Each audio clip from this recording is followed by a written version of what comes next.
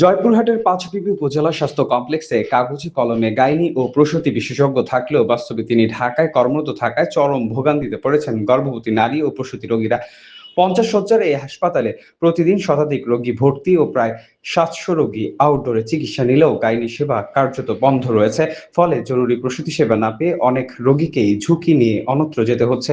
স্থানীয়দের অভিযোগ, দীর্ঘদিন ধরে এই সংকট চললেও কার্যকর পদক্ষেপ না থাকায় পরিস্থিতি আরো জটিল হয়ে উঠছে। এখানে একটা গাইনি ডাক্তার হলে খুব ভালো হতো।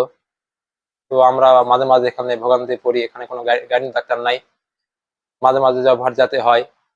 আর আমাদের স্বাস্থ্য কমপ্লেক্স পাঁচবিবি থেকে যদি একটা গাইনি ডাক্তার আসতো বা থাকতো, তাহলে আমরা একটা আশ্বাস পাতাম যে এখানে একটা গাইনি ডাক্তার আছে, এখানে গেলে আমাদের এই কাজটা কনফার্ম হবে।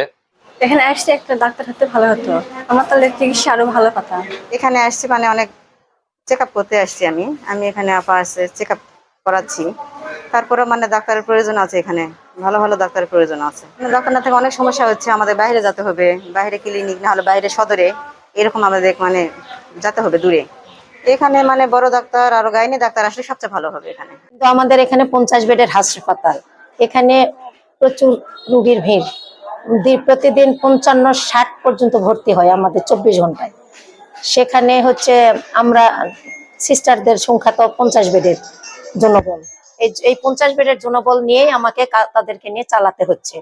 কোনোভাবে মানে অনেক কষ্ট করে আউটডোর ইনডোর মিলে চালাচ্ছি। আমাদের ডাক্তার অন্যান্য অ্যাভেলেবল আছে, গাইনি ডাক্তারের একটু প্রবলেম হয়। গাইনি রুগী আসলে আমাদের মানে খুবই একটু কষ্ট করে ম্যানেজ করে নিতে হয়। অনেক রুগীকে মোটিভেট করে ভর্তি করে রাখতে পারি না, কারণ তারা চায় যে আমরা যদি এখানে সিজার না হয় তখন আমরা কোথায় যাব, অতএব একবারে আমরা বাইরে যাব। এটাই একটা মেইন প্রবলেম। মা ও নবজাতক শিশু নিয়ে এখানে কাজ করে থাকি। ধরেন মানে একটা সমস্যা হচ্ছে আমাদের এখানে কোনো গাইনি ডক্টর নেই। অনেকে হচ্ছে এখানে আসে সেবা নেওয়ার জন্য, তারা এসে কিন্তু একটা গাইনি ডক্টর খোঁজে। যতই আমরা সেবা দিয়ে থাকি তারপরেও তারা একটু হচ্ছে যদি গাইনি ডাক্তার পায় তারা একটু স্যাটিসফাইড হয়। তারা মনে করে যে আমি দেখতেছি একটা গাইনি ডক্টর যদি তাকে দেখে সে একবারে পরিপূর্ণ হবে। আমাদের গাইনি যে সার্জন তিনি এখানে পোস্টিং, কিন্তু কাজ করছেন শহীদ সোহরাওয়ার্দী মেডিকেল কলেজে। আর হচ্ছে সার্জারি তিনিও এখানে পোস্টিং আছেন, কিন্তু কাজ করছেন হচ্ছে জয়পুরহাটে সদর হসপিটালে। আমরা যদি রোগী জোগাড় করি তাহলে উনি দেখা যায় 2 সপ্তাহ পরে বা মাসে একদিন এসে অপারেশন করে দিয়ে যায়। তা আমরা বিশেষ করে এই যে জায়গাগুলিতে মনে করেন এখানে পোস্টিং থাকে কিন্তু কাজ করে অন্য জায়গায়, এইখানে কিন্তু আমরা কিন্তু ব্যাপক সাফারার হচ্ছি। আমাদের বিশেষ করে আমাদের পাঁচবিবির জনগোষ্ঠী কিন্তু এই সার্ভিসগুলো থেকে বঞ্চিত হচ্ছে। ধরেন আমার একজন সিজারিয়ান সেকশন দরকার, তা কিন্তু আমরা করতে পারছি না। আবার যে অন্য একজন ডাক্তার এখানে আসবেন তাও কিন্তু সম্ভব হচ্ছে না। এইভাবে কিন্তু কিছু প্রবলেম আমাদের তৈরি হচ্ছে। আমরা অনেকবার চিঠি দিয়েছি, স্বাস্থ্য অধিদপ্তরে চিঠি দিয়েছি, সিভিল সার্জন অফিসে চিঠি দিয়েছি, আমাদের ঊর্ধ্বতন কর্মকর্তারা এগুলো জানেন না। এখন পর্যন্ত কোনো সিদ্ধান্ত আমরা পাইনি। উপজেলা স্বাস্থ্য কমপ্লেক্সে কোচিং, আর আমাকে তো মিনিস্ট্রি থেকে অর্ডার দেওয়া, শহীদ সোহরাওয়ার্দী মেডিকেল কলেজ হসপিটালে এখন এখানে কাজ করব। আমার অর্ডার তো এভাবেই হয়েছে। আমি তো এখন অ্যাসিস্ট্যান্ট প্রফেসর, আমি ইনসিটু।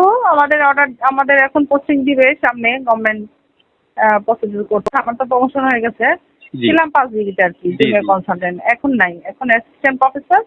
আমাদের পোস্টিং দিয়ে দিলে আপনাদের 5 ডিগ্রি খালি হয়ে যাবে ইনশাআল্লাহ। যেহেতু আপনি পোস্টিং আছে তো এই জন্য অন্য কোন ডাক্তার? হ্যাঁ, না অন্য ডাক্তার যেতে পারবে না। আমার তো পোস্টে এখনো আমি পোস্টে আছি, কিন্তু আমার মিনিস্ট্রি অর্ডারই ছিল আমি শহীদ সোহরাওয়ার্দী মেডিকেল কলেজ হসপিটালে কাজ করব। এখন তো প্রমোটেড হয়ে অ্যাসিস্ট্যান্ট প্রফেসর।